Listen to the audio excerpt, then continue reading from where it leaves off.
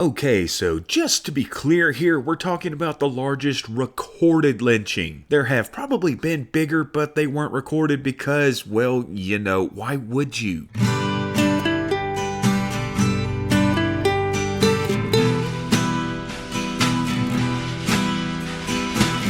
So first off, just to get something out of the way here, lynchings and hangings are not the same thing. The largest hanging in U.S. history was when 38 Dakota men were hanged following the end of Little Crow's War on December 26, 1862 in Mankato, Minnesota. A lynching is any unlawful killing by a mob, which often included hangings but was not only about hangings. Everybody got that?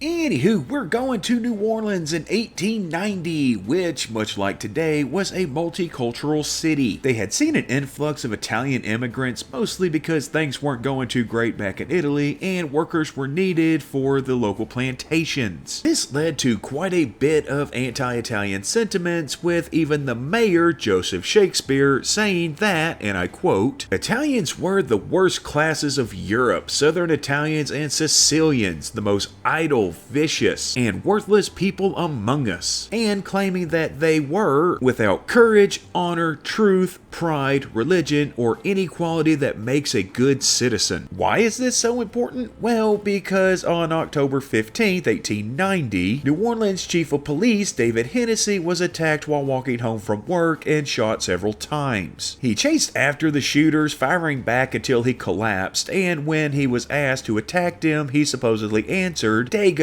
which was a pejorative term for people from the Mediterranean, including Italians. Hennessy ended up dying the next day, and within 24 hours, 45 Italians had been arrested, with an estimated 250 eventually held because of their ethnicity. Some people tried to blame it on a court case involving two feuding Italian business families, but there's no evidence to support this. 19 men were charged with the murder or as accessories and held without bail in the parish prison. The evidence used for arresting and charging them was pretty weak, if we're being honest. For example, Pietro Monasterio was arrested because he lived across the street from where Hennessy was standing when he was shot, and Antonio Marchesi was arrested because he was a friend of Monasterio's and was known to frequent his shoe shop. Mayor Shakespeare gave a speech declaring that Hennessy had been the victim of Sicilian vengeance and called upon the citizens to teach these people a lesson they will not forget. He created a committee of 50 to investigate the existence of secret societies or bands of oath-bound assassins, and to devise necessary means and the most effectual and speedy measures for the uprooting and total annihilation of these supposed organizations. The Committee of 50 even went so far as to hire 2 private investigators to pose as prisoners and try to get information from the defendants, but they couldn't get anything. On October 17th, a 29-year-old newspaper salesman named Thomas Duffy walked into the prison, he just walked in, seeking out Antonio Scafidi, who he had heard was a suspect, and when he found him, he shot him in the neck. Scafidi survived. Well, he survived this attack, but, we'll get to that. Duffy was sentenced to 6 months in jail. 9 men were put on trial from February 16th until March 13th, 1891, with 6 of them being acquitted and the other 3 receiving mistrials due to a hung jury. And though they weren't found guilty, they would still be returned to the jail, which is important, because the next day, March 14th, thousands of angry citizens came together, marched to the prison while chanting, "We want the Dagos," and once they arrived at the prison, they began to break down the door with a battering ram. Now, the prison's warden, Lemuel Davis, freed the 19 Italian prisoners from their cells and told them to hide as best they could. The mob eventually broke in and dragged 2 of the men, Antonio Bagnetto and Emanuele Polizzi, outside, hanging Polizzi from a lamppost and shooting him, and hanging Bagnetto from a tree before also shooting him. Inside the prison, 9 men were found in their hiding places and murdered with a mixture of beatings and shootings. Also, I think it's important to add that the mob was very much a reflection of the city's population, in that it was made up of many different races. 11 men were unjustifiably murdered, and the reactions were kinda interesting in that much of the country as well as the press were split between agreeing with what was done and seeing it as a horrific event. Adding an extra wrinkle was the fact that 3 of the men had not yet become US citizens and were technically still Italian citizens, which of course did not sit well with the Italians. When members of the murder mob weren't brought to justice, actually the only person involved with this entire thing that was punished was the guy that got 6 months earlier. The Italians pulled their ambassador from the US, and the US did likewise with their ambassador. With tensions between the countries high and maybe a few whispers of war on the wind, President William Harrison decided he should probably do something. By that time, it was 1892, which marked 400 years since Christopher Columbus had discovered the New World. And hey, Columbus was technically Italian, so Harrison called for the celebration of the first nationwide Columbus Day to kinda cool things off, which kinda worked. Oh, and many latched on to the whole underground Italian organized crime thing, and the word mafia for the most part entered the vocabulary of the average American. So just to review, 11 men were brutally murdered, but hey, we got the proliferation of the word mafia and Columbus Day out of it. So yeah,